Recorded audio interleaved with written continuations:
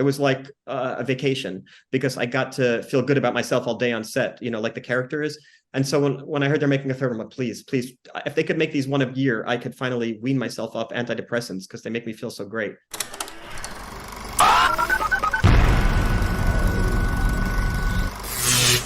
Hi, I'm Kristen Maldonado from Pop Culture Planet. It's so great to meet you. Oh, it's so great to meet you too. Thank you for speaking with me today. This was such a demanding role. I could see the tension just in the way you held your body. It was unbelievable.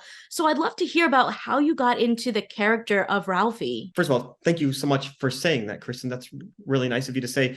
And I got into it a few different ways. First of all, I had between a year and a half and 2 years to prepare because the movie kept getting pushed back because of scheduling issues. So luckily, I had a lot of time to think about the character, to prepare.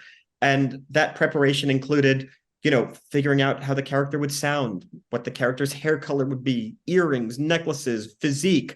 I was sending pictures of nude men's torsos back and forth with the director for a year to try to figure out, okay, what muscles should I be working on?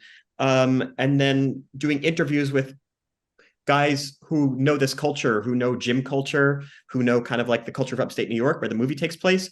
And then just kind of trying to mimic their voices and listening to their voices from my interviews and creating tapes of all the best, the greatest hits of lines from them that I wanted to use in the movie.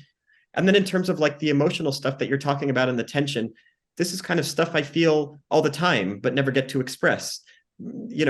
I'm a very kind of emotionally extreme person, high highs, low lows kind of person. And so to me, playing a part like this felt very comfortable. It felt cathartic.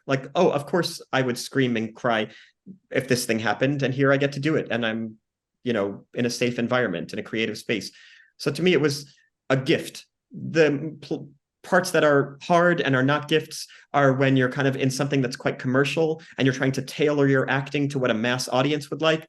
That's really hard. But this was like a gift, a dream come true. Oh wow. That's incredible how much you were able to do all that research and really kind of find that connection in yourself.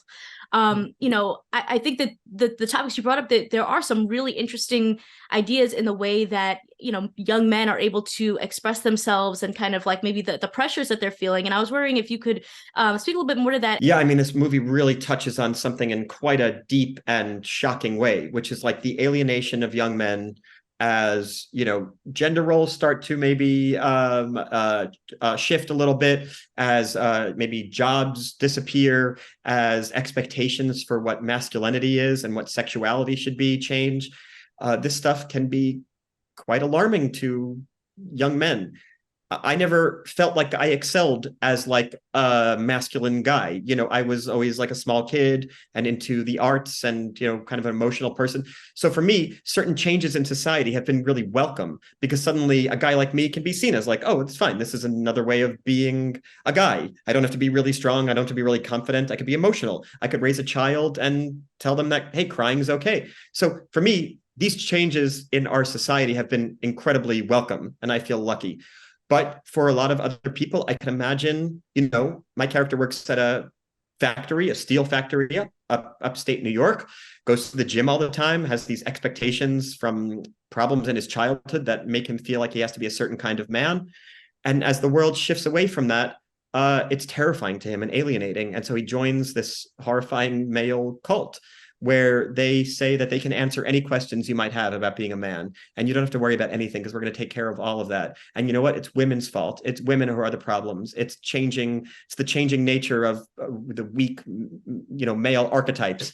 And so, yes, this movie speaks to that very explicitly, but not in a political way. The movie is not saying hey guys, don't join a place like this. It's basically just showing what happens when a confused, vulnerable individual gets caught up in this awful place. What for you would you say was one of the more challenging scenes to film? Goodness, the most difficult thing for me in this movie was really just getting my body into shape because I'm not physically inclined to be quite strong, physically, strong. So that was just the hard thing. It was just every day, every weekend, every night, just eating a lot, which is, again, something that doesn't come naturally to me because I don't have a big appetite. And then not only eating a lot, but just lifting heavy stuff all day long. So for about 2 years prior to making the movie. It was like a big part of my life because I thought the movie was about to happen. Then it didn't happen. So I had spent the last 6 months, God, working out every day for nothing. Okay.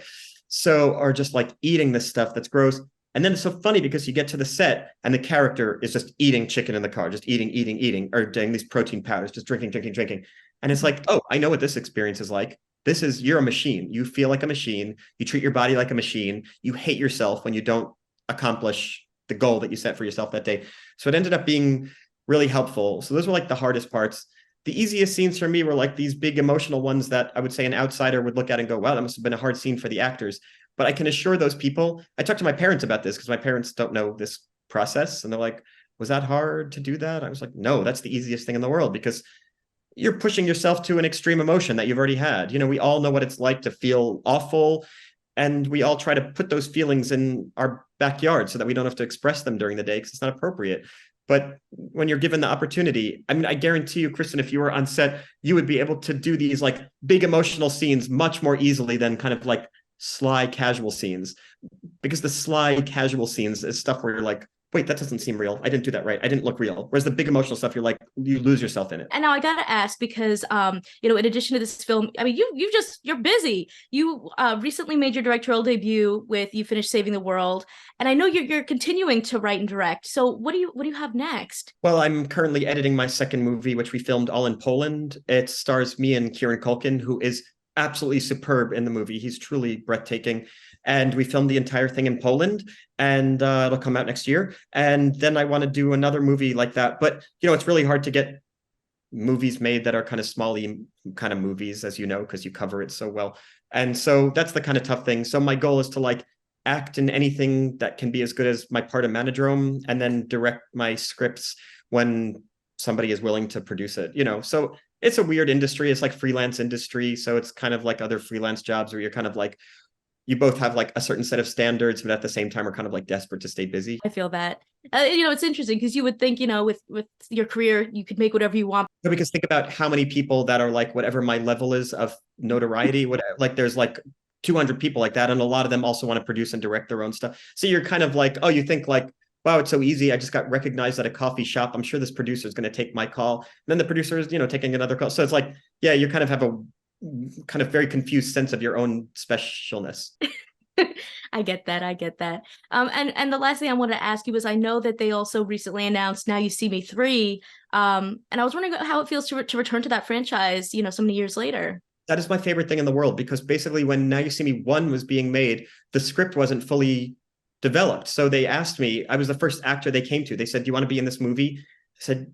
I said, I like it a lot. What can I play? And they said, well, you could change your character. What would you like to play? And so I was working with these great writers. And I said, I want to play like this kind of arrogant, confident showman, because I, as an actor, I'm like a very nervous kind of showman. I'm a showman, but I'm nervous. And like, so it wouldn't be great. And so like, I got to play in 2 movies already, like this comfortable, self-confident person who's also a performer like me. And it was just amazing. It was like a vacation, because I got to feel good about myself all day on set, like the character is. And so when I heard they're making a third, I'm like, please, if they could make these one a year, I could finally wean myself off antidepressants, because they make me feel so great. Well, I love that, and I'm excited for that movie as well. And just congratulations, you're killing it. You really are. Thank you so much for your time. I really appreciate it. That's so flattering to say. Thank you very much. Consider subscribing if you like my videos, and if you want to talk more TV and movies with me outside of the comments section, check out my Patreon at patreon.com/kmaldo. If you like this one, you can check out more of my videos right over here. See ya!